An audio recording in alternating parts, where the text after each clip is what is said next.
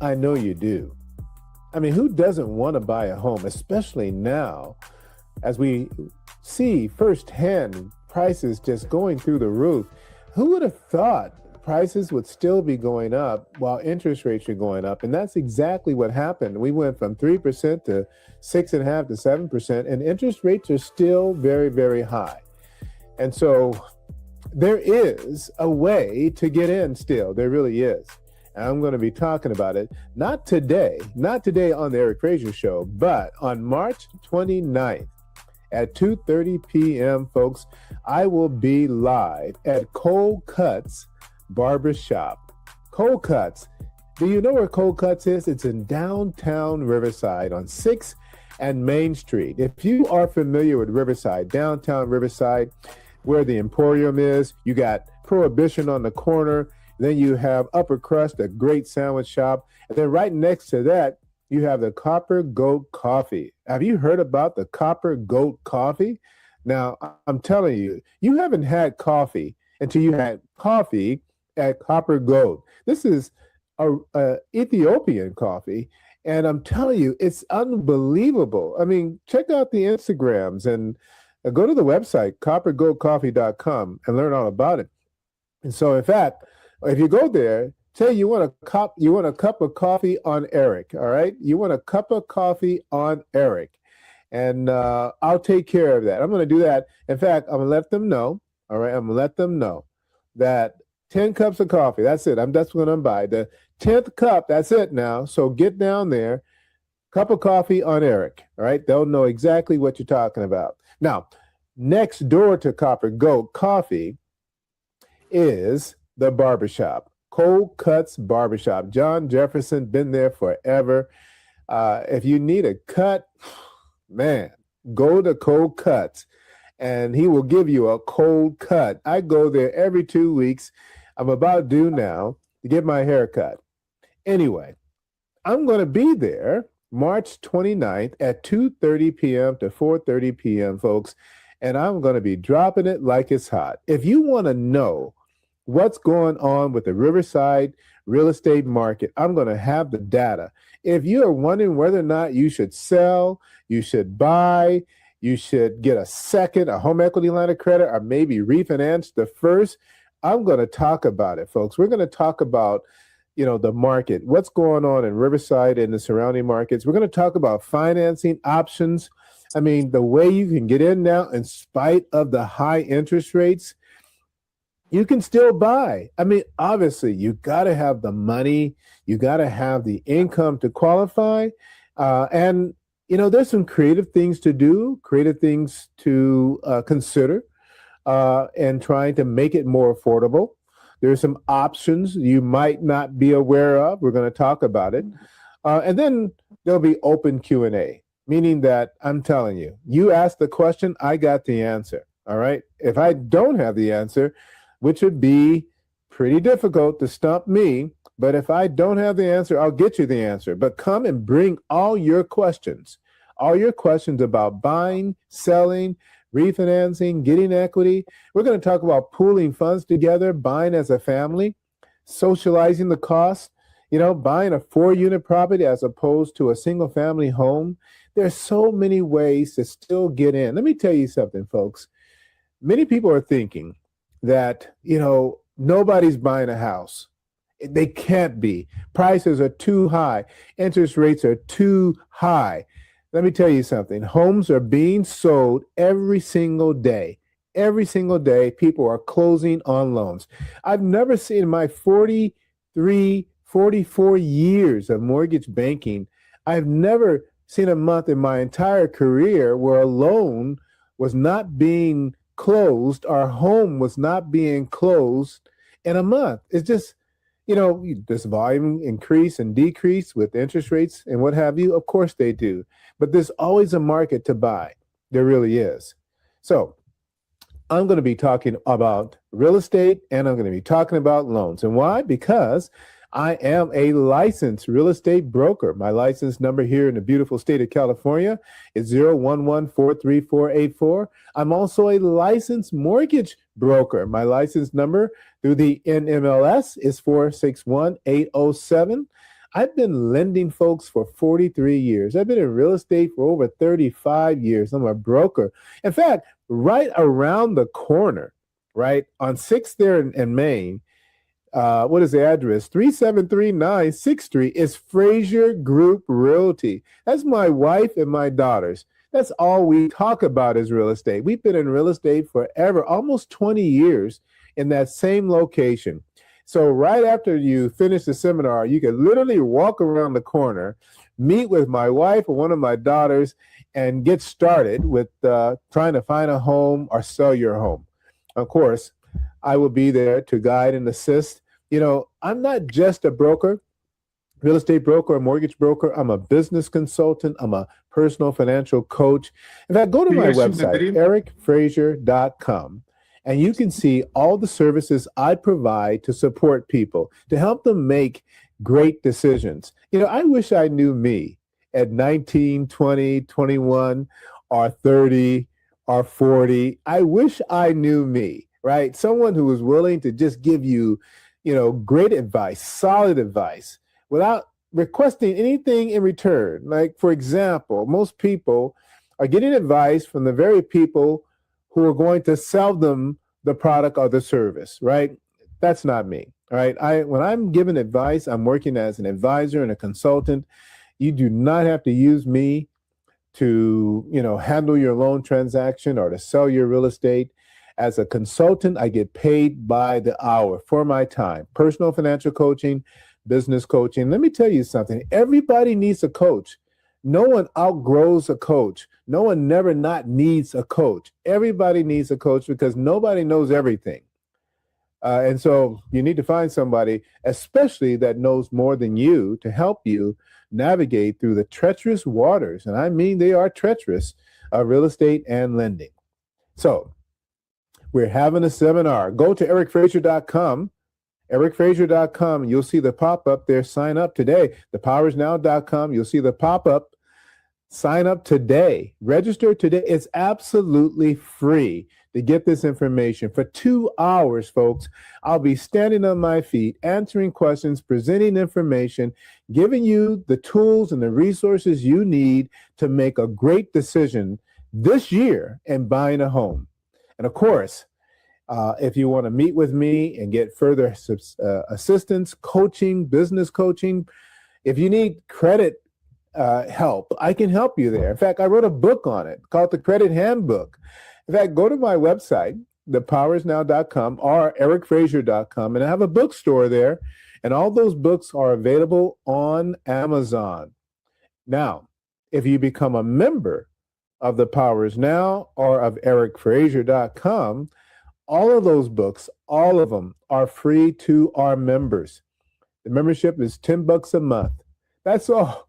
In fact, if you pay annually, it's only $60 for the year. And folks, I am writing books every single month. Every single month, we are releasing new books. I have at least 12 books in the works right now that I'm writing and working on. That's all I do is write and speak and teach, and that's what I do. Anyway, thank you for watching this video, and I certainly hope you've taken note of the seminar. Again, let me split the screen here, give you the details. March 29th at Cutz Studio from 2:30 to 3:30 p.m. Pacific Standard Time, folks, in beautiful Riverside, California, downtown, right next to Copper Goat Coffee. Go in there and say, hey, I want a cup of coffee, and Eric said it's on him. All right, now they'll do that 10 times. That's it. So they'll be keeping track. So get in there. Your cup of coffee is on me. Now, if you come to the seminar, right, you may also get some other things for free. All right, so I hope to see you there. I'm looking forward to meeting you and talking with you about real estate. Have a great day, and hey, check out the Eric Frazier Show. Download the Powers Now TV. Download Eric Frazier on your Apple or Android device. The Eric Lawrence Frazier MBA, my own show, my own app. The Powers Now TV, our own app, broadcasting on all the streaming platforms and all the podcast platforms. Have a great day, everyone. And I look forward to seeing you March 29th at 2:30 p.m. downtown Riverside, Cutz Studios. Have a great day.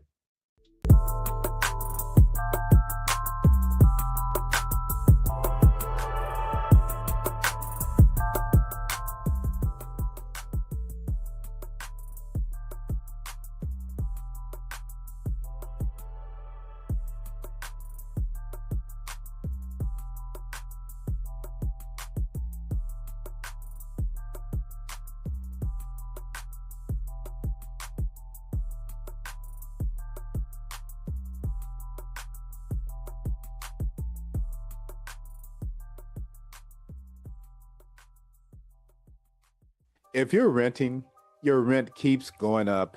Isn't it making you angry that you're paying someone else's mortgage? Home prices are climbing higher and higher every day. In the very neighborhood you're in right now, you're seeing it. You keep thinking about buying a home, but you haven't made a move. Dreaming won't build wealth. Only action will. Your power is now. Homeownership can no longer just be a dream. It has to happen now. That's why the Power Is Now is here to help you make it a reality. Join the Power Is Now and get the resources you need to buy your first home or even another home to build wealth in real estate. Learn directly from real estate professionals and industry experts. Gain access to webinars and podcasts and books filled with the knowledge you need to succeed. Stay informed with our free real estate magazines and featuring homes for sale and experts on various topics. Your power is now, folks. Visit the Powers Now and subscribe today.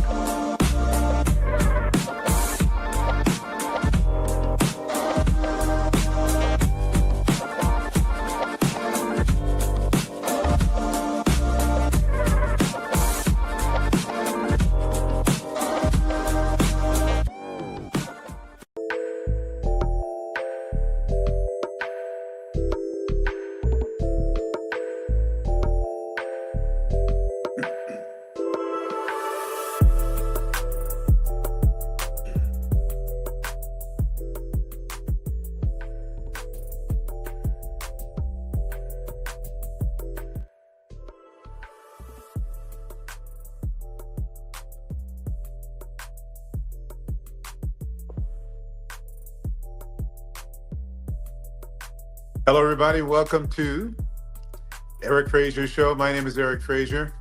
It's a beautiful day here in Riverside, California. I'm here at Cutz Barbershop. And folks, we're talking about real estate today, all day today. And I encourage you, if you are watching us live, come on down. Let's have a conversation about buying real estate, selling real estate right here in beautiful Riverside, California. My name is Eric Frazier, and I really appreciate you taking the time to watch us or listen to us. We're live on podcast platforms as well as on our website, thepowersnow.com or ericfrazier.com. And we're live on all the streaming platforms. And so I encourage you to share the video because we're going to be talking about some very important things in regard to real estate.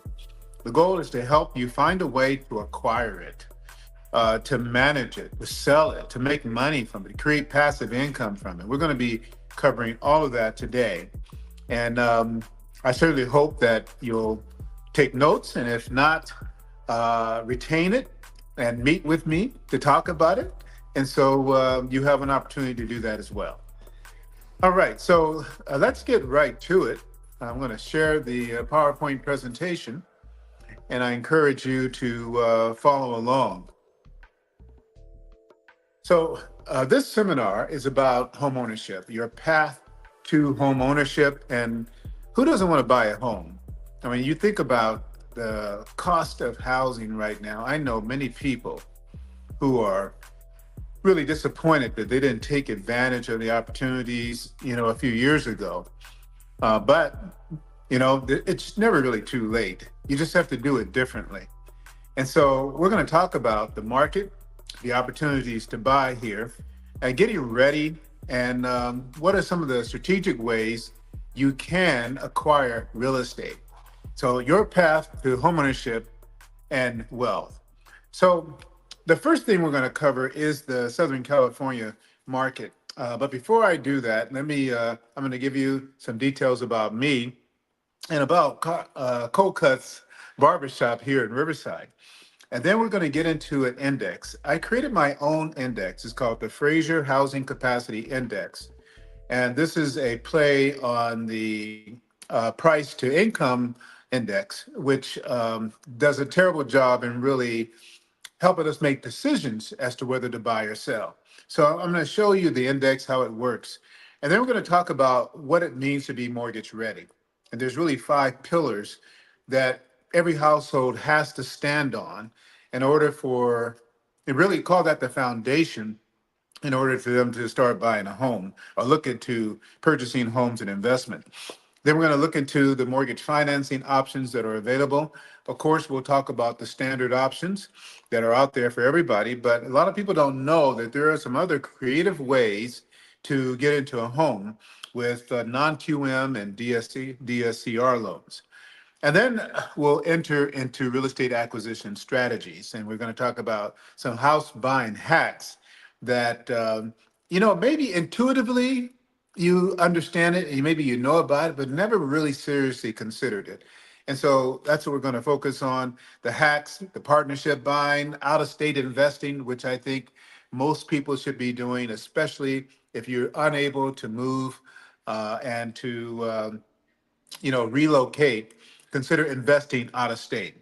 And then we'll open it up for Q&A. And those of you who are watching online, just tap it in. We're live right now on all the social media platforms.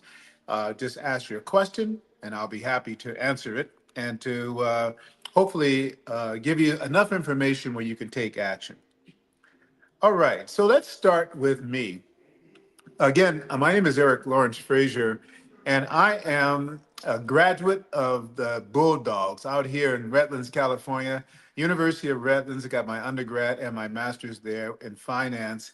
I've been a mortgage banker now for almost 43 years and a real estate professional broker agent for about 35 years. In fact, I've been in this business almost as long as I've been married, which is 44 years. In addition to being in mortgage lending and real estate, I'm also in media. So I'm the CEO of The Power Is Now Media, and we are broadcasting right now on all the streaming platforms, including podcast platforms nationwide, worldwide, in addition to our social media platforms. And our focus at The Power Is Now is about financial literacy, helping people to make great financial decisions in regard to building wealth, eliminating debt, everything you can think of. If it's all about money and helping you better manage money and acquire real estate, that's what The Power Is Now Media is all about. We don't do entertainment at all. We do education, financial literacy. Go to thepowerisnow.com and become a member of The Power Is Now today, and I promise you will not be disappointed. In fact, as a member of The Power Is Now, you get access to all of the publications. We write white papers, we do books. All the books are in regard to real estate, mortgage lending, finance. In addition to that, a couple of books on poetry. I am a poet, and I love writing books of poetry. So right now, I have 11 books that I published. They're all available on Amazon, but they're free to members of The Power Is Now and of Eric Frazier Advisory Services. So whether you become a member of the Eric Frazier Advisory Services or The Power Is Now, you have access to all of our materials for free. All right. Now, as I mentioned, I'm here in Riverside, downtown Riverside, at Cutz Barbershop, and the owner is John Jefferson. I've known John for a long time. He is an incredible barber. He's been cutting my hair. I've lost count, John, how long you and I have known each other, and have you've been cutting my hair. But he has moved to this great location. He's been here now probably good 5 or 10 years now. How long have you been here, John? This is year six. And this place is really built for connection, for culture, for conversations. In fact, I wrote a poem about barbershops because of the great conversations that take place in barbershops. And it's a place where everyone comes to, you know and to get known and to find out what's going on in the community.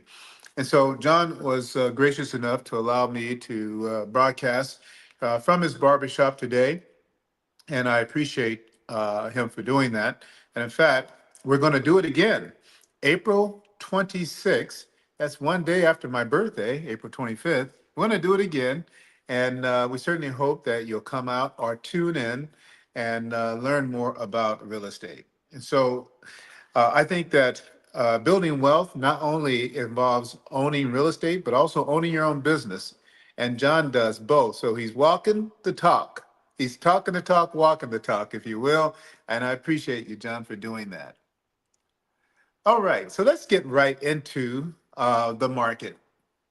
Now, I've been in Riverside for the last 25, 26 years, and I'm amazed at what's been going on. And I'm going to show you the history. But right now in Riverside, there's about 2.4 million people that live here. It's the fourth largest county in California, the highest appreciation in Southern California, right here in Riverside. And why is that? Because people can't afford LA, Orange County, San Diego, they're all coming here. The median price home is $560,000, folks. And think about that, $560,000. I remember when you can get a house here in Riverside in a couple hundred range, and now it's 560. The median household income is 76,500, and that means the price to income ratio is 7.3. Now, we're going to get into that in greater detail, but essentially that means that the income, it would take 7.3 years to purchase a home if you have devoted 100% of your income to that purchase, 7.3 years. And that's a pretty high price to income ratio. What is normal is 2 to 3. And what many are able to tolerate is 3 to 4. Right now in Riverside is 7.3. The median rent is $2,200 per month, and it takes about 30 days, 28 days on the market to sell a home. And it's still very much a seller's market here in Riverside with 2.4 months of inventory. To make it a buyer's market, we would need to have 6 months or more of inventory in order for it to be a buyer's market. So sellers are still getting their price, getting their way. And I know for those of you who are real estate agents, you may be thinking that, well, you're seeing price reductions, you're seeing concessions. You're going to have those situations, but the challenge is that the homes were probably overpriced from the beginning, and this is why you're seeing concessions and price reductions, because this is very much a seller's market. The fastest appreciation metro in Southern California, 10% year over year appreciation. People driving in from LA, Orange County, San Diego, it is not going to stop. Inventory, there's any new construction that's happening in Riverside, it is gone. It is gone. I mean, there are some builders that have some stuff, it's sellouts. Thank God, more new construction is coming, but it's just not enough to keep pace with the population growth here in Riverside and the migration. And so house hacking is the way to go. Because if you're thinking about buying in Riverside and you're feeling priced out, buying a 2 to 4 unit is the play right now. I'm telling you, it is the play, because a single family, it's just much more difficult. You got no help. Buy a 2 to 4 unit, move in one of the units, use that extra rent, to hit cover that mortgage payment. Let me tell you, that's the route to go. That's the house hack number one, just about everywhere. Now, if we go to San Bernardino County, it gets a little easier. And typically, the further east you go, the easier it gets to buy. The median price is 450,000, and the median household income is 68,000. And so and notice here the correlation between the price and the house, right? As the household income drops, so does the price home. And there's a reason for that. I mean, there's no need to build a house, price it so high where no one can afford it. It's just going to sit there. It's not going to sell. And let me tell you something, all real estate will bow down to the median income and the demand curve. At the end of the day, sellers can ask for whatever they want, but they're only going to get what the market is demanding. And what the market demands is what the market can afford. And that's why you can buy in San Bernardino for 450,000. Look at the median household income. Look at the price to income ratio. And even still, that's too high. The price to income ratio should not be more than, in my opinion, 2 to 3 times the income. And of course, economists and others who feel like they're experts in the matter say 3 to 4. And I think 3 to 4 is manageable. It is manageable, but ideal would be 2 to 3. 32 days on the market, so still very much a seller's market. Let me tell you something. What's been happening here in Riverside is going to be happening in San Bernardino. I'm telling you right now, 10 years from now, if you're not buying in San Bernardino because it's too far to drive, you're going to regret it. Because what's happening is people who are not buying because they don't want to do the drive are end up regretting it. I have more clients than I can even count that wish they had listened to me, and now they cannot buy at all. They're completely priced out. So the areas that are just growing rapidly are anywhere east of San Bernardino, and you'll see a lot of new construction happening. San Bernardino is the largest county, San Bernardino County, by land area in the United States. And so there's a lot of opportunity in San Bernardino and Ontario, Fontana, Rancho Cucamonga. Oh my goodness, all the commercial buildings being built there, all the factories, the companies, manufacturing, that's happening. And this is why you see a lot of logistics and warehouses sectors being built there. And it's really creating we'll call it a blue collar demand for homes and for rentals. So if you own rentals right now in the San Bernardino area or further east, you're seeing a significant increase because of demand and your ability to raise your rents and to make more money. So, but right now, folks, you can buy in San Bernardino in the 300, 400,000 range. You can. May not be in the best of condition, but you can get in. And my one of my favorite sayings is get in where you fit in. Los Angeles. Well, this is where things get out of control. Medium home price, $860,000. Look at the median household income, $81,000, folks. 81,000. The price to income ratio is 10.6. 10.6. And the median rent is $2,850 per month. That's the median monthly rent. And that probably will get you a 1 to maybe a 2 bedroom. 22 days on the market. So at this price, properties are only staying on the market for 22 days. We're talking about inventory of less than 2 months. It is still clearly a seller's market. So the price to income ratio of 10.6 is more than double a balanced mortgage benchmark. And if we use just 4 as the balanced market benchmark, then you can see it means more than double. Supply structurally constrained by geography, zoning, rebuild costs. You got groups out there that are preventing builders from wanting to build. The list to sell ratio is above 100%, meaning the sellers are not making concessions. They're not dealing with you. They don't have to.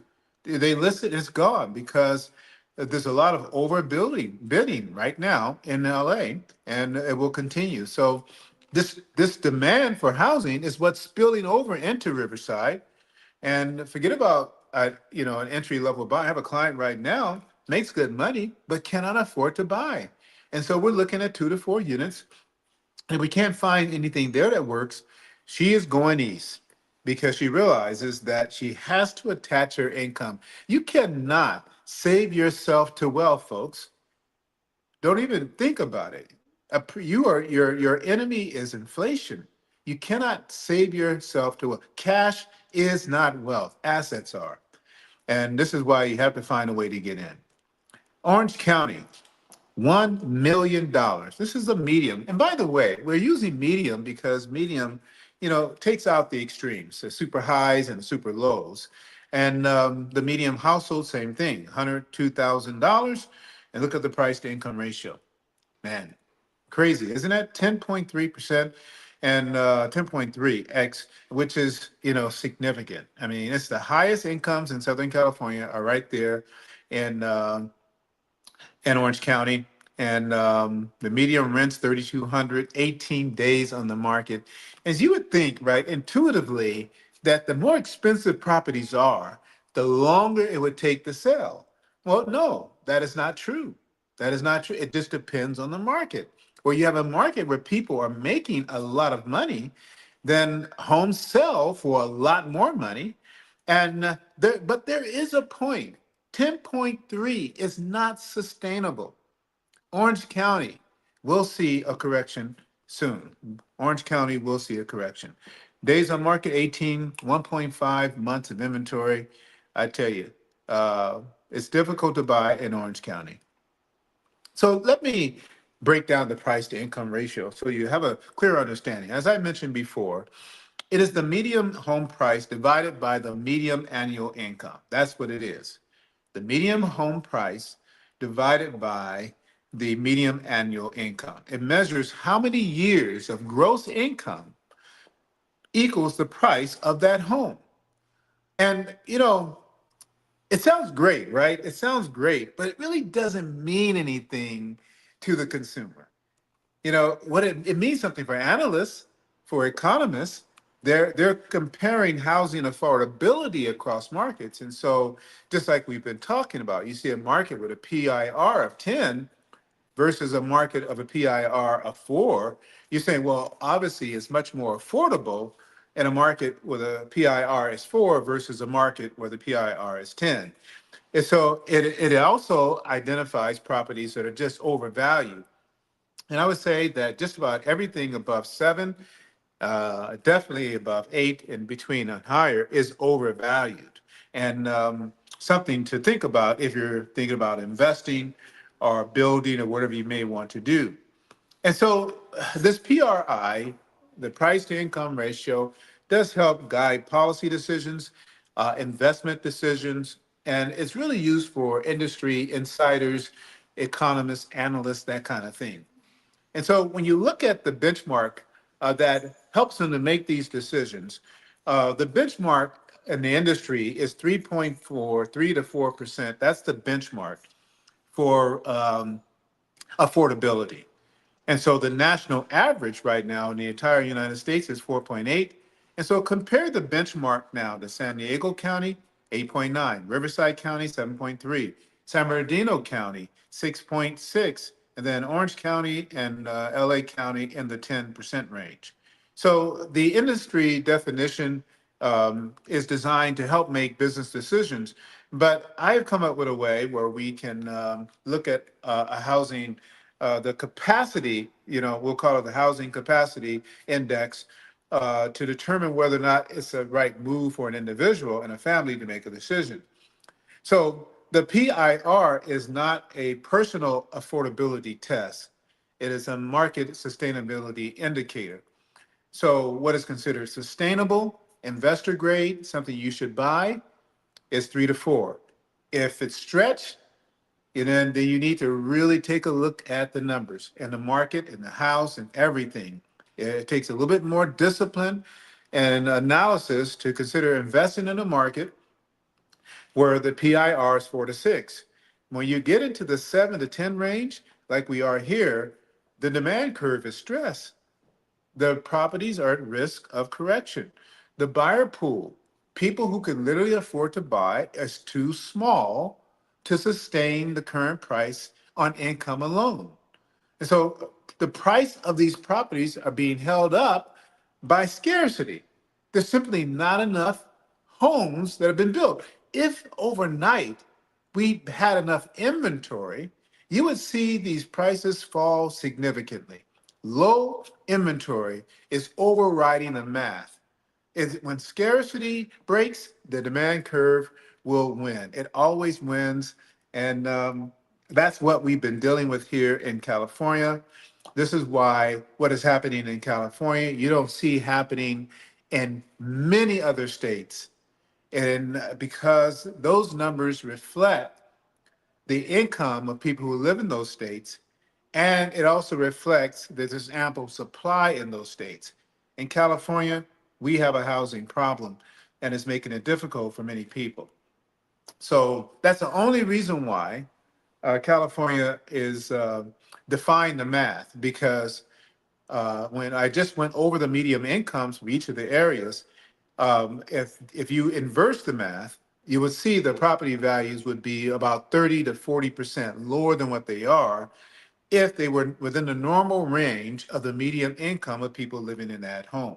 And so PR tells the investors whether the market can sustain the price. And this is important. If I'm buying a piece of real estate, why would I want to buy something and then end up losing money a year later or 5 years later when I want to sell? I don't want to do that. I don't want to ever lose money on real estate.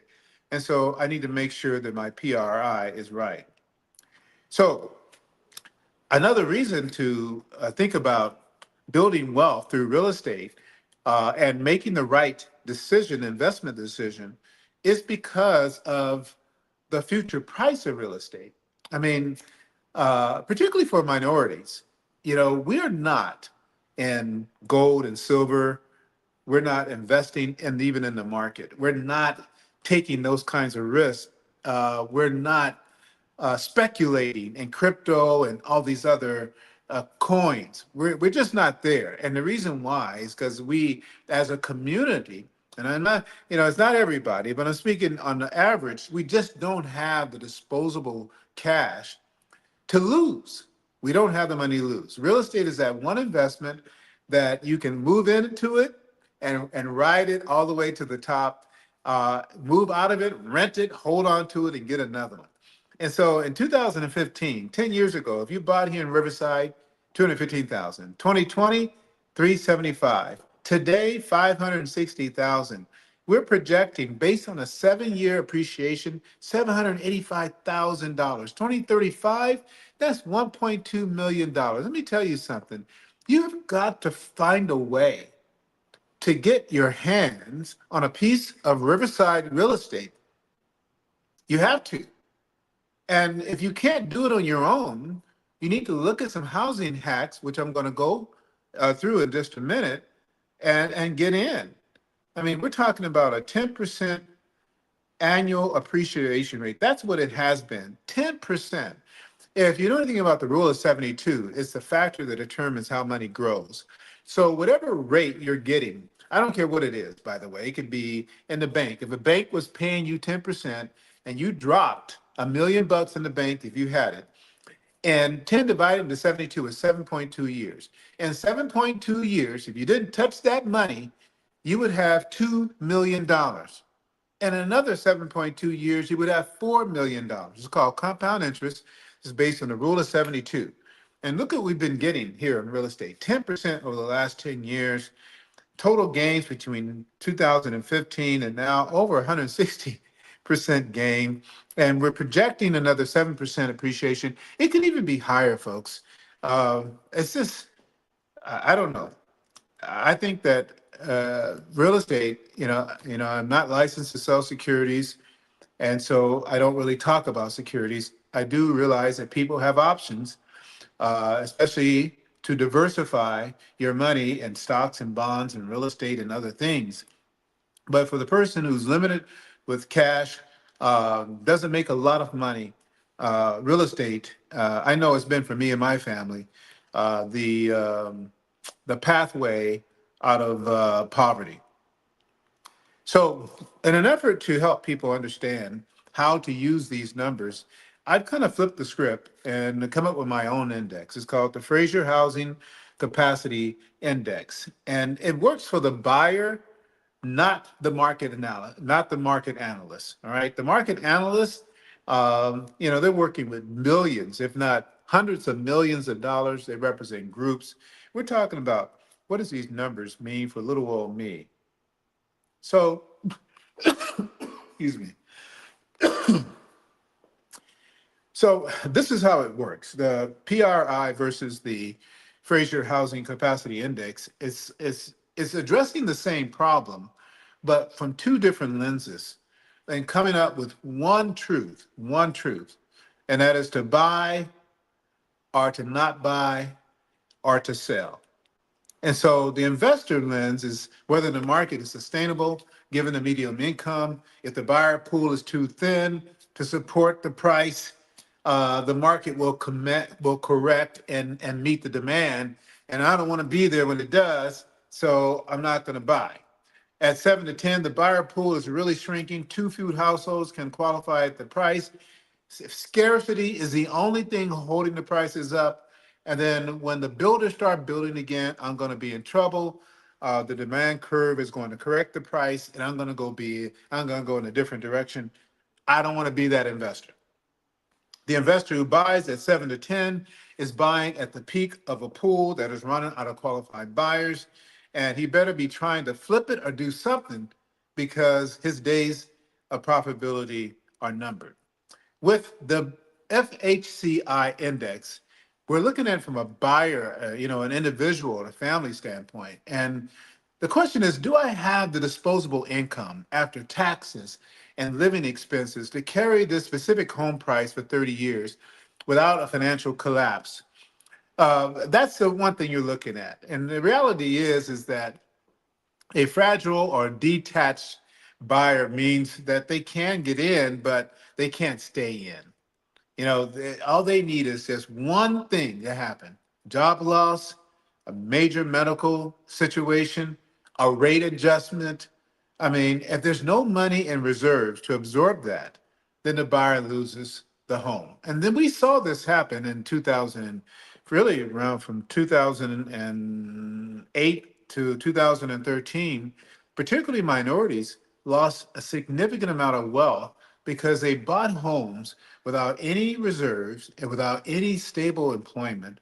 And they weren't able to deal with the adjustment that took place when it was discovered that all these loans were fraudulent. The bond market was just full of fraud. And once that was addressed, corrected itself. And unfortunately, many people lost their homes. So a buyer who closes as a fragile FHCI will make payments for a few years, then life disrupts like it always does. And without any reserves, they lose a home. And here's the thing: if they just followed the numbers, uh, numbers don't lie. Liars lie, but numbers never lie. Numbers always tell the truth.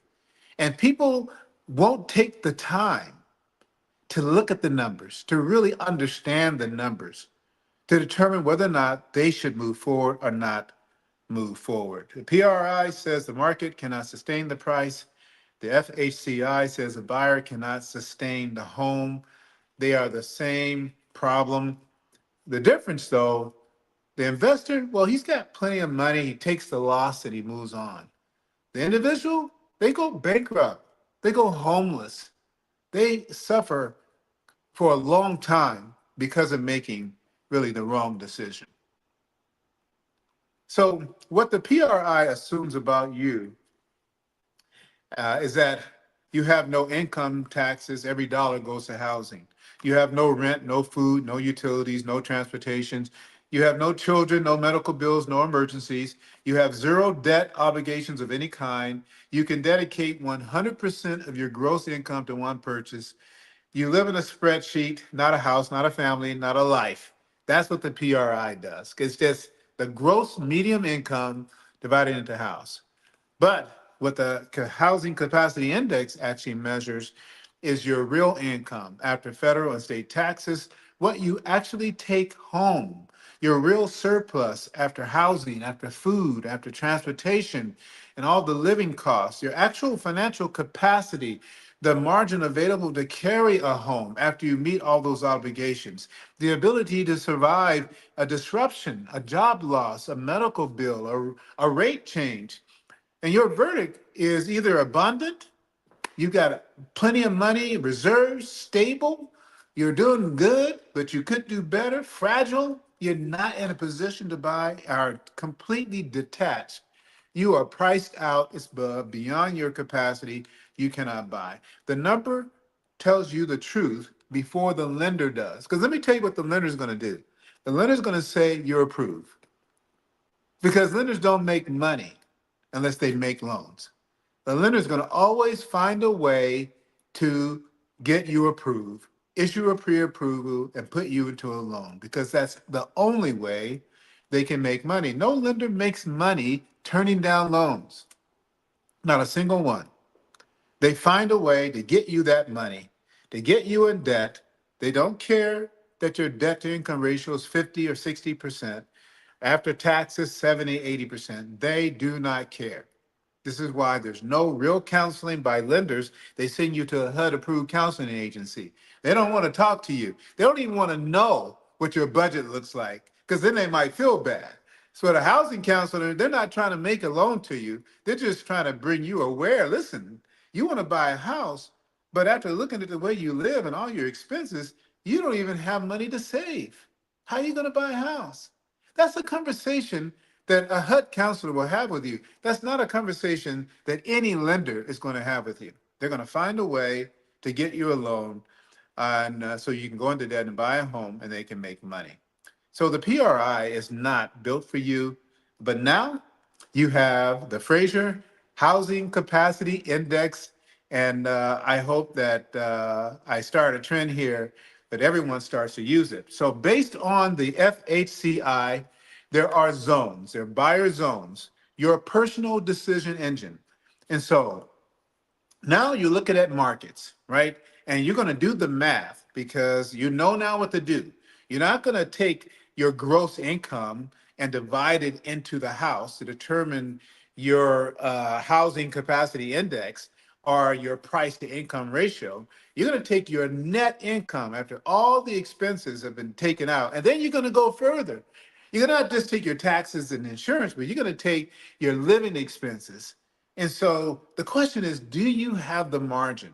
The down payment, is that achievable? Are the monthly payments sustainable? Will one disruption destroy your ownership? Well, if you're buying in a 2 to 4, you're very capable to buy.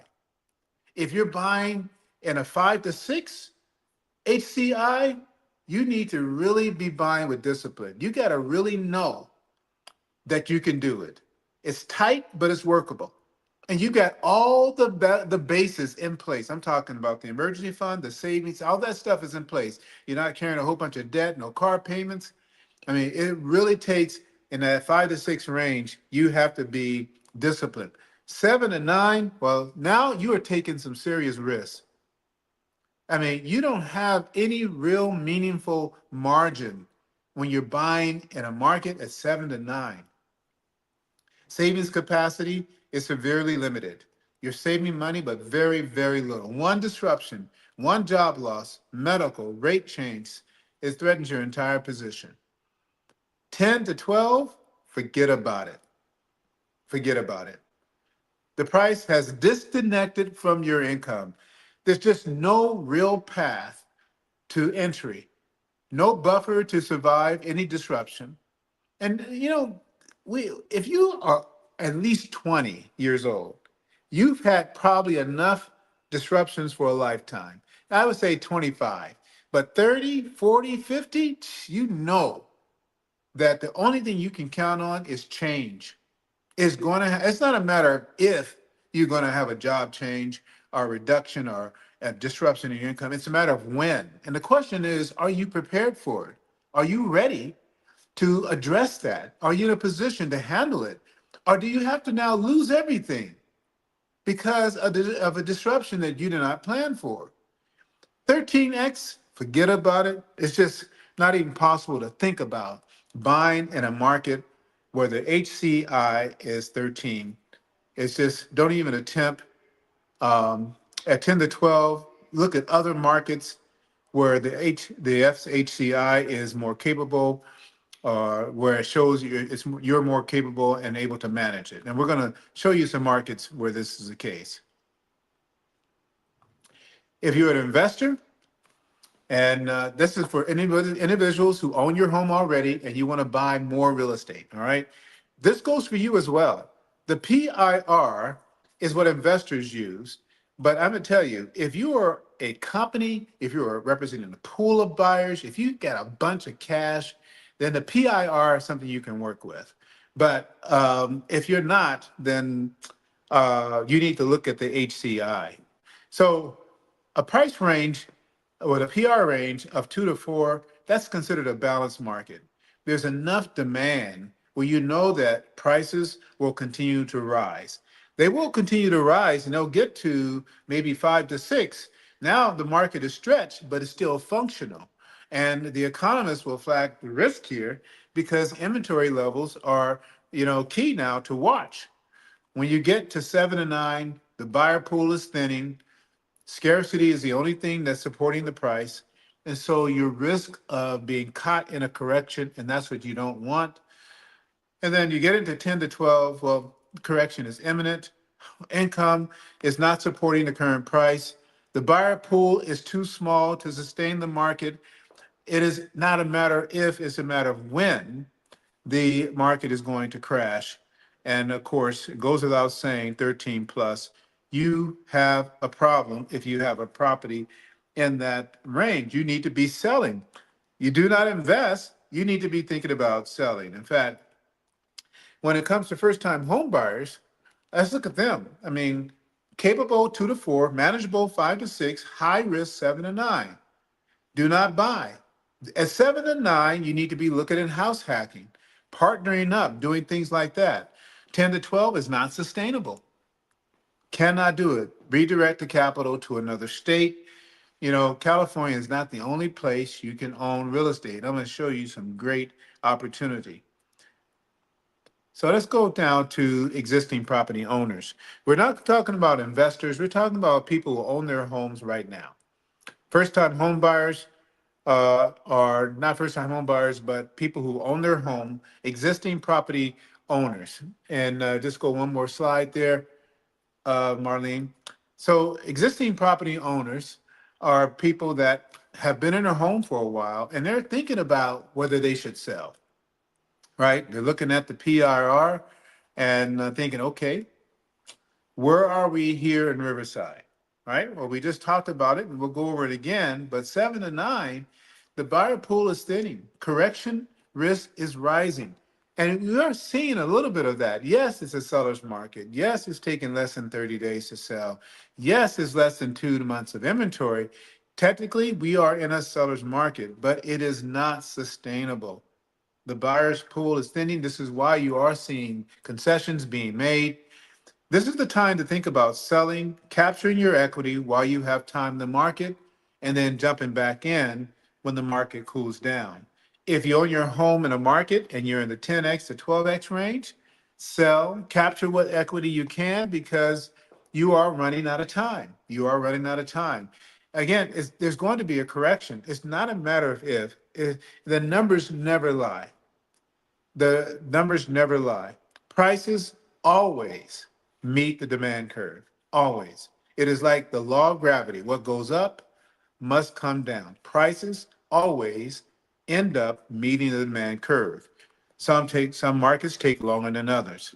And so when you're in the 13 plus major correction company, I mean, wow, get out while you can, price, get ahead of the curve, price low, maybe create a bidding war, get out as quickly as you can, especially if you're at this time where you're looking to downsize. and you're ready to make the move. So when you apply the Frazier Housing Capacity Index to the Southern California market, this is what you have. So for investors, the PRI is 7.3, but for individuals, it's really 10.5. So you can't look at the price to income ratio, which all realtors and professionals talk about. You need to look at your net income situation, your real capacity. The FHCI shows that Riverside is at 10 and a half. It's not sustainable. You don't have enough margin to do it. San Bernardino County is stressed, believe it or not, and it's affordable, but it's stressed. That means that you need to really be focusing on building cash reserves, making more money. It's just not sustainable if your HCI is 9.5 or higher. Look at LA. Forget about it. Way beyond your capacity. Orange County, beyond your capacity. San Diego County, beyond your capacity. Don't buy, don't buy. Honestly, you really can't buy.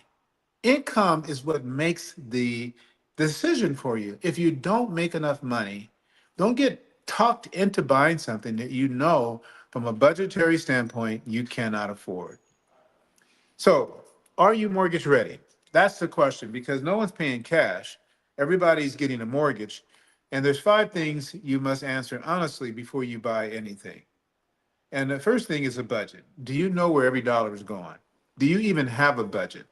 I do personal financial coaching, and it's rare do I meet anyone that has a budget. They have a written budget. They may have it in their mind, but they have not written it down in paper, and they're certainly not using any budget apps. I love You Need a Budget, YNAB, a great budget app. Rocket Money has a great budget app. There's a ton of budget apps. In fact, I've just wrote a book called How to Run Your Business, How to Run Your Household Like a Business. And I talk about 10 different types of budget apps that I think are fantastic. And I've played with them all. My favorite is You Need a Budget, and I would highly recommend you get it. Know where every dollar goes. Do you have the reserves? Do you have 6 months of expenses saved? And that's not really a reserve. I'm not talking just expenses. True reserves is 6 months of your income. The net income that you need that comes into the household that enables for little Johnny to go to football practice and little Susie to go to ballet class, where life continues in spite of the disruption, is 6 months minimum of that income. That's what you need to have in reserves. No one should be buying a house if they don't have a minimum of 6 months in reserves. That's in addition to what they need for the down payment. It's in addition to what they need for the closing costs. You should not be buying a house if you don't have reserves. Because basically what you're saying is that nothing's ever going to happen. You're Superman, Superwoman. You're never going to have any disruption in your income. You're never going to get sick. You're never going to have a health issue or something like that. Somehow you're above it all. And all you got to do is look around you and look at your friends. Heck, look at your parents and know that simply isn't true. Do not buy a house without having the reserves. The other thing is debt. Is your debt to income ratio under control? Basically, you're taking all the expenses, your car payment, your credit card debt, everything you own, divide that into your income. So if your debt to income ratio is greater than probably 25%, you have a challenge. You should not have any debt. Do not carry a credit card debt. Do not have a car payment. Do not carry any debt. Especially if you want to buy a house, because the payment is so large. And every time you add something to that payment, like a credit card, like a car payment, or anything like that, all you're doing is increasing the likelihood of losing that house because a disruption is coming. You can count on it. I'm not a betting man, but I put $1 million that a disruption is coming on anybody. Nobody is above it. Another thing is number 4, lifestyle. Are you ready for the true cost of ownership? Because it's going to mean giving up a lot. Forget about going out every weekend, dropping 100, $200, like a lot of young people do. I mean, I did it. We all do it, You can't even go to dinner without dropping $100 during the week if you don't feel like cooking. You go the weekend, it's $200 to $400. I'm working with people right now, and thank God they have stopped this, but they were dropping $800, $200 a weekend, sometimes $1,000 a month in entertainment and food and going out, and they have no money in the bank, none. They spend everything they make. And this is the rule. This is the rule. And they want to buy a house. Lastly is vision. Is this purchase aligned with your long-term plan? What is your vision for yourself and for your family for building generational wealth? Do you want to leave something for your children? Do you want to have passive income? Do you want to buy something, pay it off? And when you pay it off, that then becomes passive income to you when you get up in age and you can't work as hard anymore. What is your wealth vision? In the book, and you can find this on my website, ericfrazier.com or thepowersnow.com. I wrote a book called How to Run Your Household Like a Business. And that book was really an epiphany for me because I've been in business my entire life. And it's kind of interesting, when I wasn't doing things right at home, I was doing things right in business because I went to business school.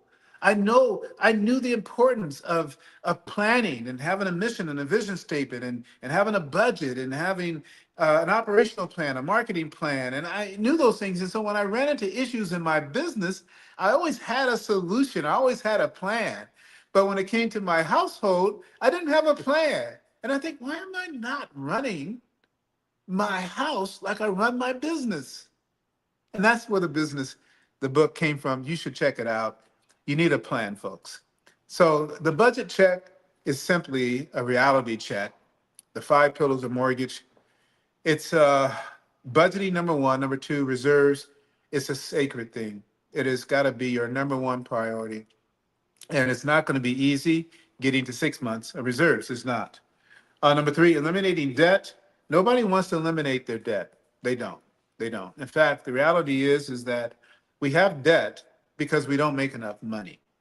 I mean, think about it. Why would you pay more if a shirt costs you $50, but because you can't pay cash, you put on a credit card, it ends up costing you $60? Who willingly pays more for anything?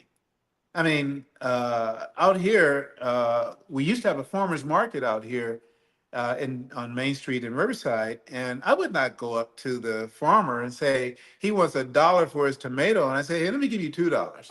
No, I would probably say I'll buy two for $1. You know, I would be trying to negotiate. I'm not trying to pay more money for anything. But that's exactly what you do when you use credit to buy anything. Not only are you paying more, but you're making everything cost more because credit increases accessibility, and accessibility increases demand, and demand increases price, which is why everything costs more because of credit. Then the lifestyle, being willing to, live within your means and within a budget that will prepare you for home ownership. That is a sacrifice that a lot of people, especially younger people, are not willing to make. And then the long-term vision in the 5 pillars here is really owning the house. That's what it's about. You're not just trying to buy something to flip and to keep flipping and keep flipping, and hopefully you have enough money in the end. At the end of the day, you want to own it. Just like the clothes in your back, the shoes on your feet, you want to own it. You really do. And then pass it on to your children. So here's an example of these pillars 1, 2, and 3, working: budget, reserves, and debt. So right now, the median price for a house here in Riverside is $640, and a 2-bedroom, 2-bath, you're looking at $2,300 in rent. All right, that's what you're looking at. So if a person was renting today and their car insurance, their groceries, all their other expenses run about 500 there, and 600 for groceries, utilities, 650 for car rent, they would have about $732 left in disposable income, which, by the way, is not really enough money. But if they decide to buy this house for 640,000, they're looking at a payment of about 5,500. And so a person, this is an example of how the housing capacity index or even the PRI works. It shows that you're literally not in a position. You only have one solution: make more money. The second solution would be pay off all of your debt. For every $1 monthly debt, that means $200 less in buying power. A car payment, which most people are not trying to live in their car, the car payment is destroying a lot of hopes and dreams. I know people right now driving cars where the payment is a grand a month, and it makes no sense. They wanted a reliable car. That was the explanation. So the real American dream is freedom. You know, that's what it is. Freedom. Homeownership is not necessarily freedom if it's not done right. You know, yeah, buying real estate, the first path is to hack your way in. If you don't make enough money, buy a 2 to 4 unit property, live in one, have the tenants pay your mortgage, build equity from day one. I have helped many people do this. It is path A for everyone. Path B would be out of state, buy cash flowing rentals in Arkansas and Tennessee. You can buy a house right now for between $100,000 to $200,000 in many southern states right now, and have positive cash flow. You can. Maybe not at first. You may have a little bit of negative, but you're growing in cash flow, and I'll show you that in a minute. And then path C, and a lot of people don't want to do this, but I don't know why. I think that family needs to come together. Every family member should be trying to help each other to buy a home. And so partnering up, FHA allows non-occupant co-borrowers two incomes unlock what one income cannot unlock. And so partnering up, buying out of state, buying 2 to 4 units, that is the opportunity to really live the American dream and have the freedom, and buying assets this way provides. So let's look at some of the mortgage financing options. I'm going to talk about all the traditional stuff: FHA, VA, USDA, HomeReady, Home Possible, and then the big stuff, the non-QM, DSR, and down payment assistance. And so let's look at FHA. I like FHA. I bought my first home at FHA, and my credit score was probably around 580 when I bought my first home. So, so FHA was for me, helped me get in where I fit in at the time. And but FHA will allow you with a low FICO score to get in with 10% down, even lower. You can have a score of 500 to 579. Now, let me tell you something. A low FICO score is a sign of a much bigger problem that you have, right? I know this personally. It is a sign of a much bigger problem you have. So even though FHA provides the flexibility to still buy with 10% down, chances are, if your FICO score is that low, you don't have 10% down. There's a serious money management problem. But the flexibility here is amazing. You can use non-occupant co-borrowers. That means your parents and siblings can qualify, help you qualify. You're not getting hit with student loan debt payments, especially if it's counted as zero to your DTI.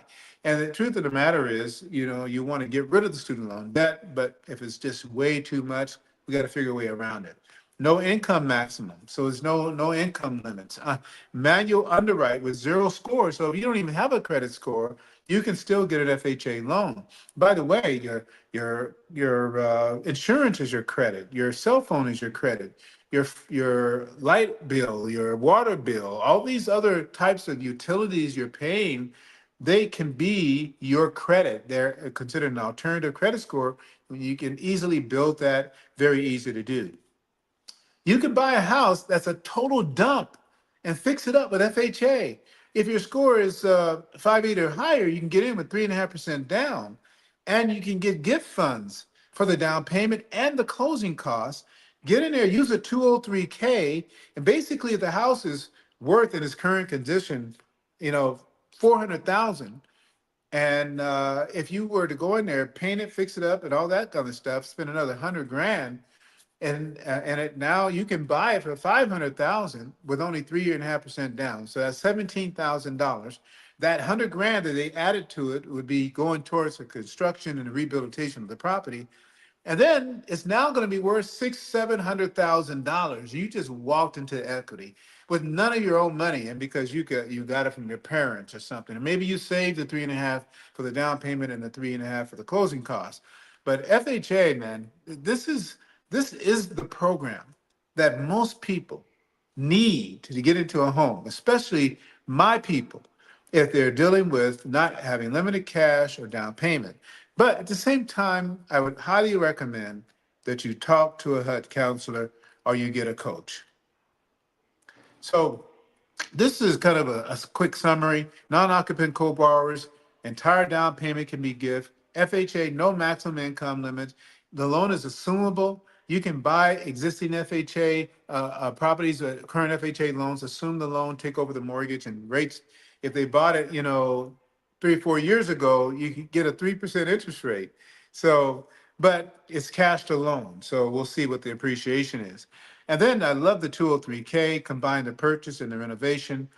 And then you can buy 3 to 4 units. Normally, when you're buying a 3 to 4 unit property, a 4 unit property particularly, you got to put 25% down. But if FHA, you don't. FHA, 3.5% down for a 4 unit property. Think about that for a moment. And I have some incredible stories that I've helped single women, but single mothers, by the way, buy 4 unit properties, and it was life changing for them. In fact, I did an interview with one of them. Her name is Ina, and she don't mind me telling her name, Ina. Uh, she is living large today because of a 4 unit property she bought in Oakland that's worth millions now. And the cash flow is enough for her to retire on those 3 units. So I tell you, and she did it with FHA. VA, if you're a veteran, thank you for your service. No money down, no max DTI limit. I mean, the VA goes out of their way to put veterans in the houses. No PMI. Seller can cover all of your closing costs. I don't know, you can't get better. There's not a better loan in the universe than a VA loan. And there shouldn't be. I mean, these guys put their lives on the line for us every single day. Right now, they're in Iran or on their way to Iran. I mean, they deserve a loan like this, America's greatest mortgage benefit for our veterans. And I love the fact that you can buy a house, a 4 unit building as a vet with no money at all, folks. No money at all. Definitely something to consider if you're a veteran. USDA is 100% financing. The only difference between USDA and VA is that with VA, you have to be a veteran. With USDA, you don't have to be.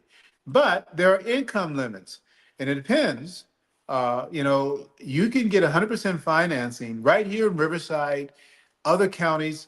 You just have to have the FICO score.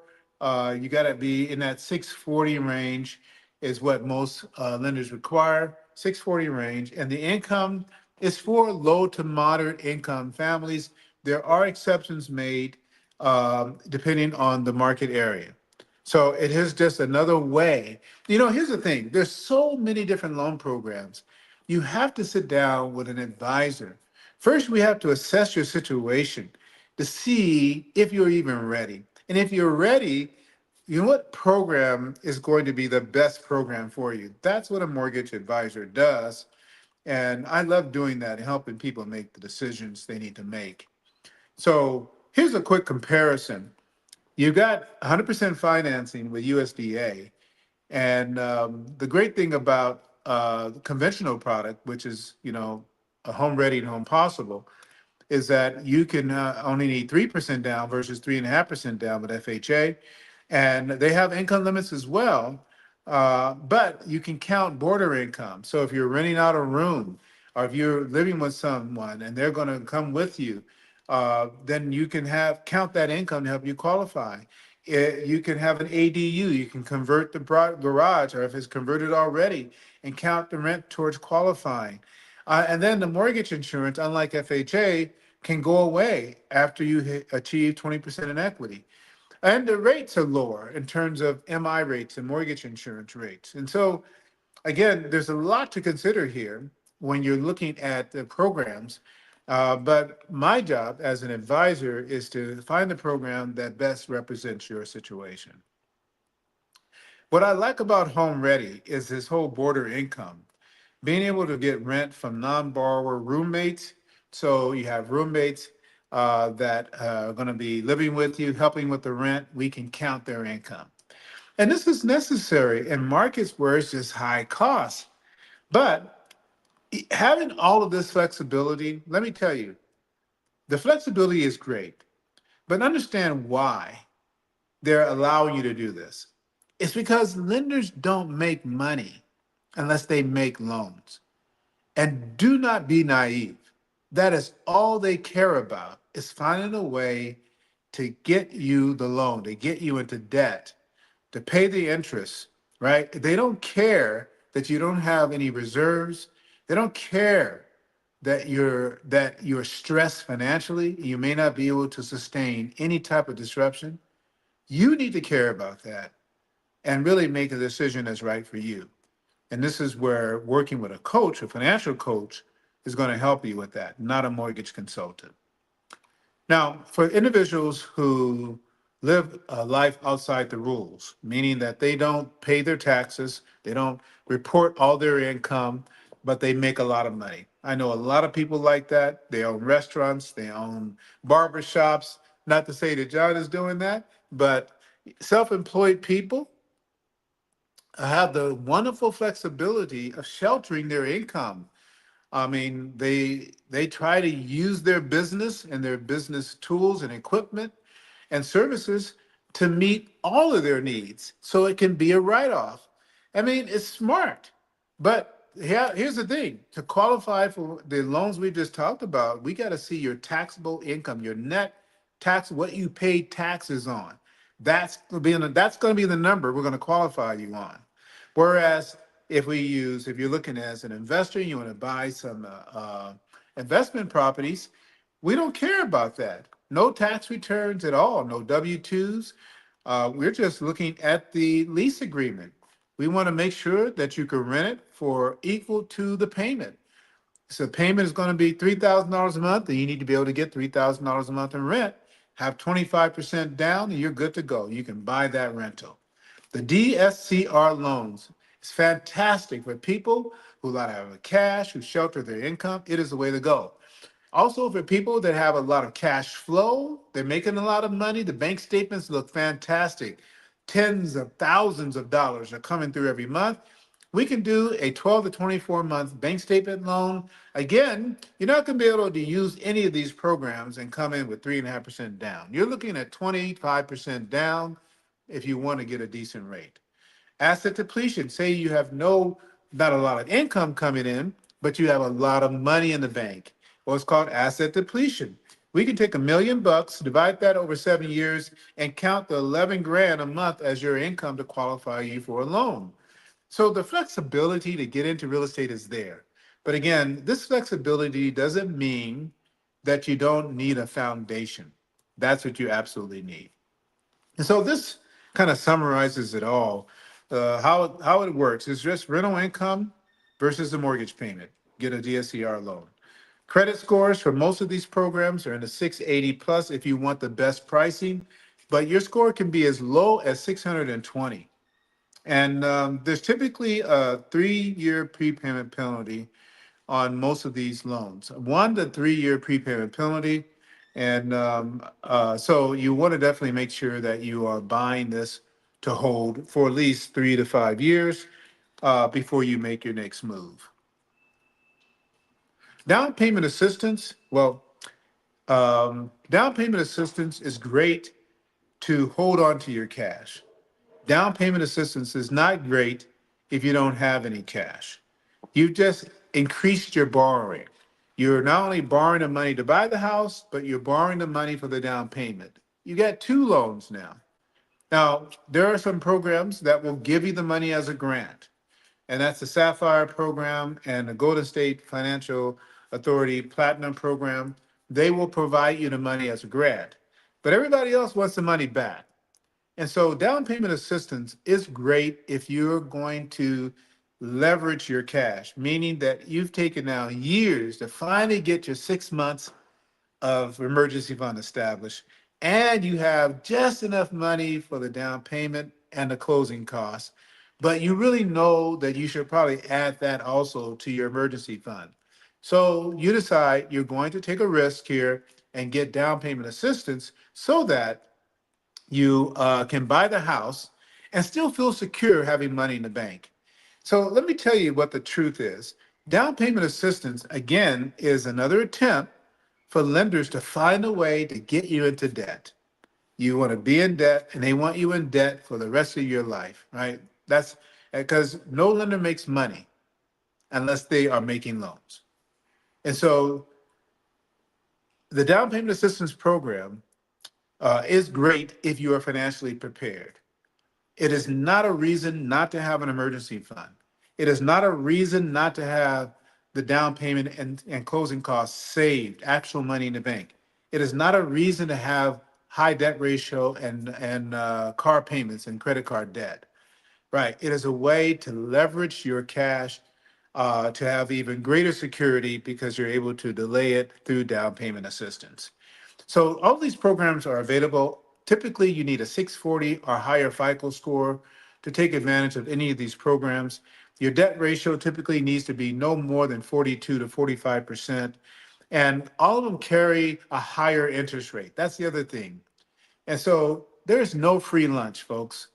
If the 30-year fixed rate today is 6.5, then anything with a down payment assistance is going to be about 2% higher than that or maybe more, because they're going to finance that money through your interest rate. You're going to pay them back what you're borrowing through the interest rate. So it's making your debt ratio higher, your cost higher. You are better off not using down payment assistance ever. Save the money. So acquisition strategies. Let's look at this. And if you're not going to use that down payment assistance, if you're going to save your money, how can you get in now? Well, first one is buying a 2 to 4 unit property. Check this out. So 4 units, 680,000, down payment FHA 23,800, estimated payment on a mortgage is $4,450. 3 tenants paying $1,800 a month, and so that's a total rental income of 550. There you go. You're now living in a house in one of the units, and you've got a surplus of cash coming in. How does that not make sense? Now, the rental income qualifies you. 75% of the projected income needs to meet the mortgage payment. So they're going to either count the income on 3 units or take 75% of the total units. It's called the sufficiency coverage ratio. The property has to qualify first, and then you qualify second by taking that surplus income, adding it to yours, and you qualify. That's house hacking number one. Partnership buying is number two. 2 incomes, one property. So this is where getting together with family and friends, buy something with your best friend, your buddy, buy something with your brother, your sister. Combine your incomes. I mean, look at this, single borrower, 52,000 a year, individual purchasing power, 260,000. If they come together, they can buy something for 520,000. That could be a single family house. It could be 2 units. It could be something. You're still short to buy something in Riverside. So maybe bring in a third person. Down payment, 19,000. Easier to come up with a down payment when 2 people are working on it. So the partnership opportunity is really significant. And I don't know why more families don't do this. FHA allows non-occupant co-borrowers, both names on title, form an LLC, create a trust. I mean, there's so many ways to get in as a group. And I highly recommend, if you're interested in that, if the family would like to get together, I do family coaching on real estate. And I can show you, I can create a path for you to be able for everyone to ultimately buy a home because everybody is helping each other qualify.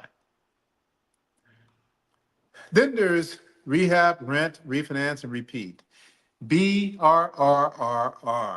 So you got partnership buying, you got out-of-state investing, which I'm going to show you, and then buy distressed properties, properties that are just in bad shape, rehab them, rent them to stabilize the income, get some cash flow going, refinance on a new appraised value, pull out your original capital, and then repeat the process. It's really that simple, folks. Buy, rehab, rent, refinance, repeat. Keep doing that over and over again. And do that on your own, or you can do that with partners. Buy, rehab, rent, and repeat. And you can do that in state because you have more purchasing power right here in California, or you can do that out of state if you don't have more purchasing power here in California. So that being the case, I've given you what the market is.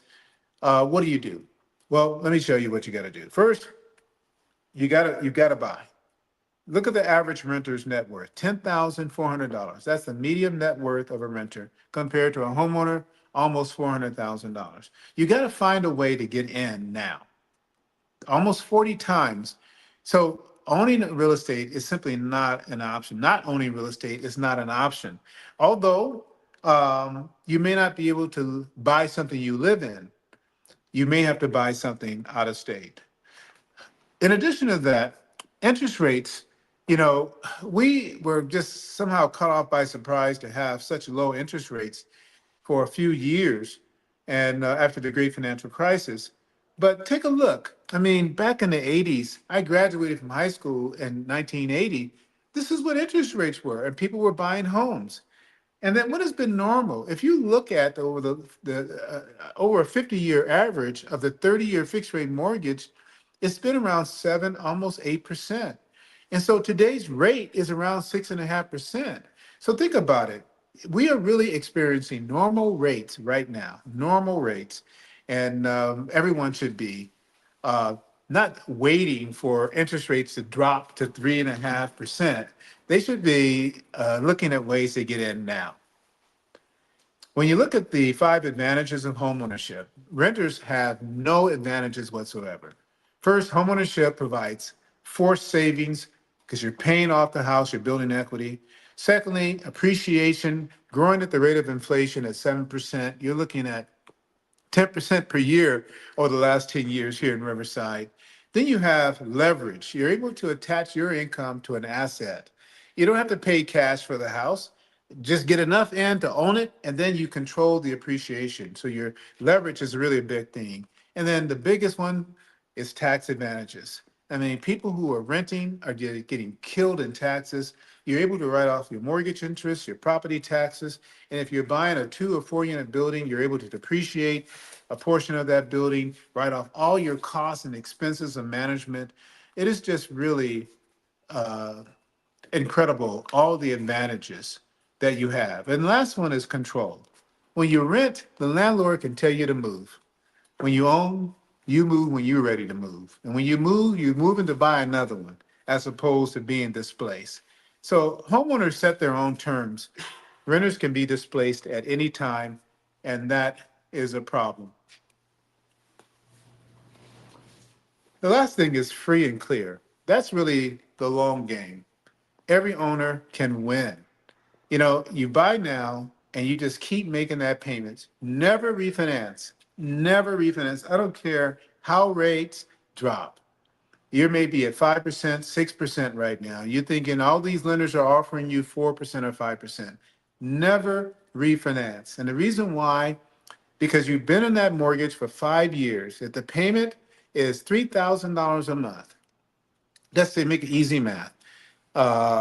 If you've been paying $60,000 a year, $60,000 a year, over the last 5 years, that's $300,000.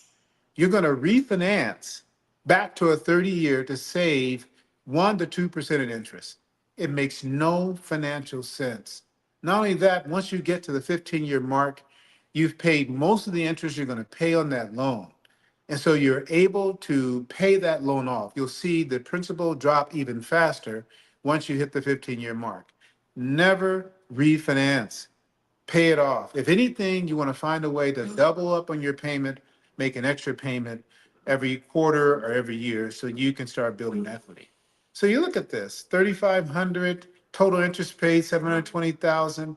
I mean, at the end of that period of time, that house you paid 560,000 for is worth 1.5 million. Let me tell you something, folks. That's my story. That's my story. So bought my house for 500,000, sold it for 1.6 million dollars, and it was in less than 20 years. So it can happen for everybody. You have to have the willingness to stay in the game, make the payment. Don't be beguiled and hoodwinked into refinancing, all because you can save a couple $100 a month. Go make more money if you need that kind of savings. And there's many things you can do. Out-of-state investing is where the math works. We talked about the PRI. So look at this, Riverside, 500,000. Look at the cap rate, 2.8%.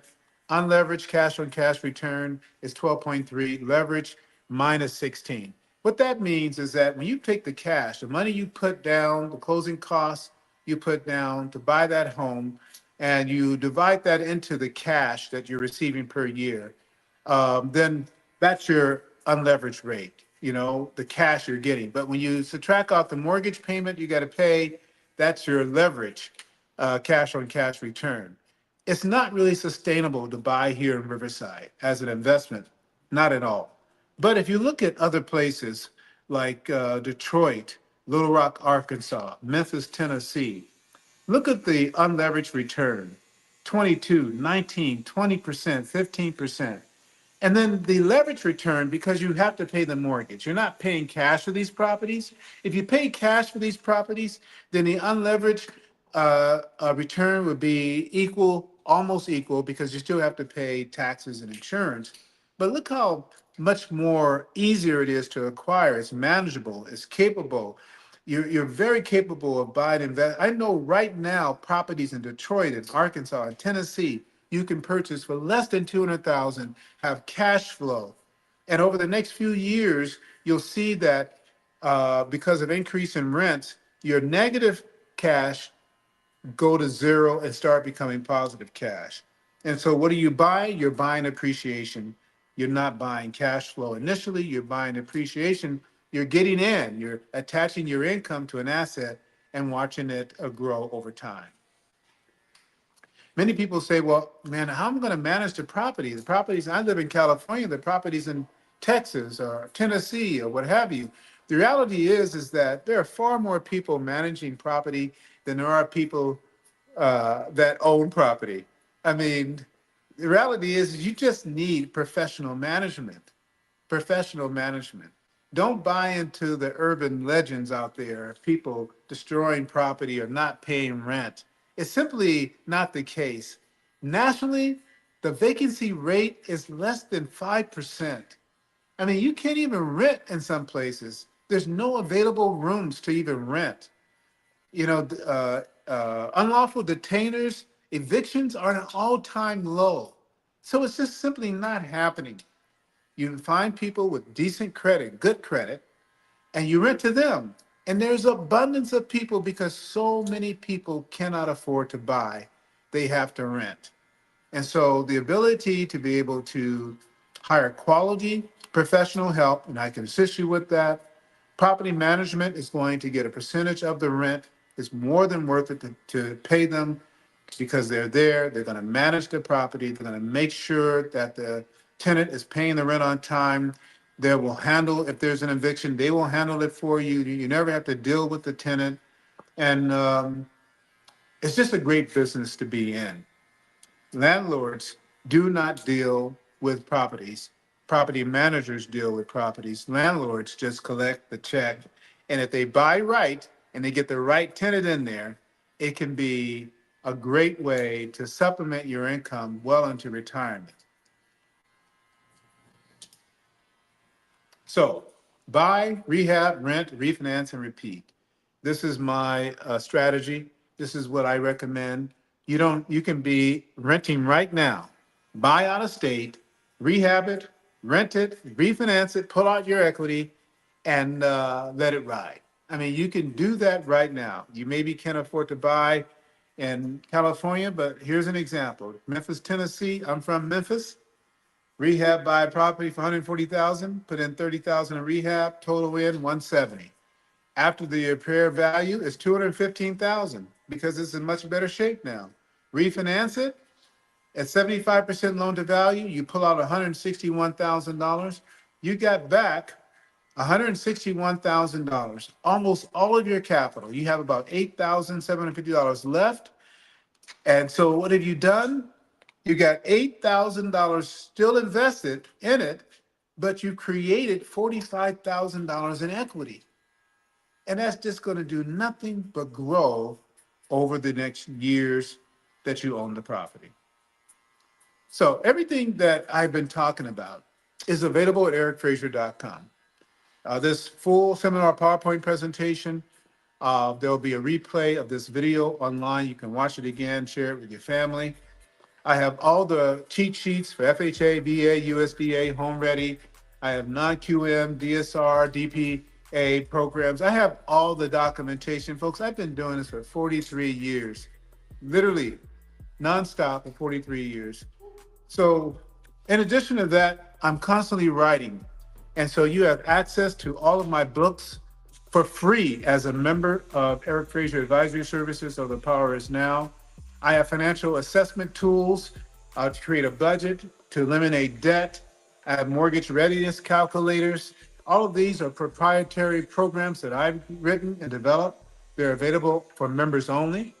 And then I do real estate acquisition analysis and I deal reviews. So you are making the right decisions. And I provide 60 minutes of group advisory sessions every single month. So if you are a member, you can get on my group call and listen to others with their questions and ask your own questions about transactions, about what's going on in the market. And again, everything is free. Everything is free to members. And I highly recommend you become a member tonight if you can and get started. These are some of the books that I've written, 10 proven methods for building credit, the credit handbook, how much house can I afford, run your household like a business, the mortgage handbook, the Affordable Care Act, the African American Homeownership Initiative, Volume 1, and the African American Homeownership Initiative, Volume 2. I have 10 steps for minorities to buy a home coming out. It's a 4-volume series. I have more and more stuff coming, folks, and it's all, again, free. These books are available on Amazon to purchase right now, ranging from $30 to $130. They're free to members of Eric Frazier Advisory Services, and the power is now. So we are way past time. And if you have any questions, Maureen, if you see any questions online, you want to put them up on the screen. If not, I'll give it a few minutes here to see if any questions come online. But if anybody has any questions, any questions? That we good. All right. So I really appreciate the opportunity to be here and to present from the barbershop. And I'm looking forward to being back here again in April 26th, same time. And I'd love to have you here. If you would like to meet with me, go to it'stimetomeet.com. It'stimetomeet.com. There you can schedule a time to meet with me for a one-on-one 15-minute session. We can determine how we can work together. Join the powers now, our Eric Frazier Lawrence Advisory Services. If you have the flyer promoting this event, scan the QR code and you can learn more about the next coming event. And then if you're on LinkedIn, connect with me on LinkedIn. I'm on all the social media platforms, and I look forward to connecting with you. I want to thank John again. Go to Cutz Barbershop here in downtown Riverside. And he has some incredible barbers here. He's been here a long time. Right next to Copper Goat Coffee, where you can get some of the best coffee in Riverside. I encourage you to come down to downtown Riverside and hang out with us for the next event, April 26th, same time, 2:30 to 4:30. we will be live online. So if you can't come down, feel free to join us live. And please share this video with your family and friends. Your path to homeownership and wealth is about planning, getting the coaching you need, getting the help you need. You know, I wish I knew me when I was 18, 19, 20, 21, 22, but I didn't know anybody like me. My parents couldn't help me, and the people that I knew who were doing big things didn't want to share their knowledge with me. And so I take pride in the fact that at 63, I'll be 64 next month, that I'm out here available and still sharing information that I've learned over the years. It is not free. Let me tell you something, knowledge is power, but knowledge is also not free. If you're willing to invest in getting the help you need, then I'm someone you should talk to, you should call.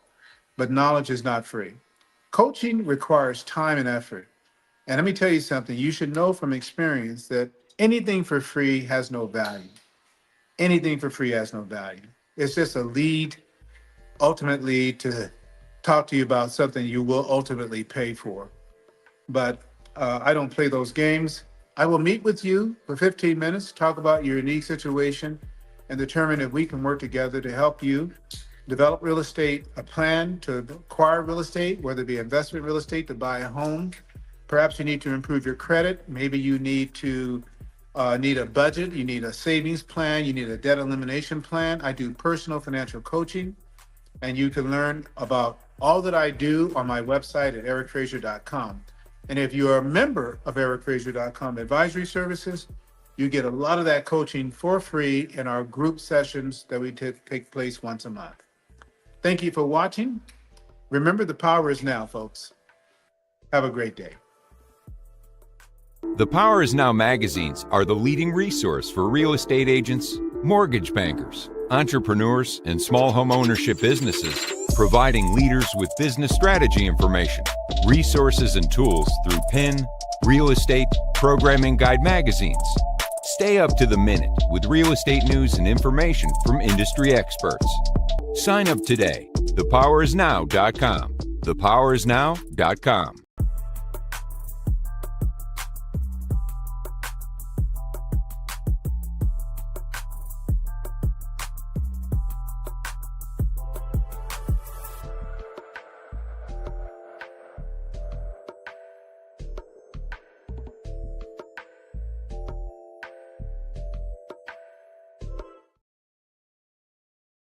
People in here. In the seats. Actually, Yeah. some of the local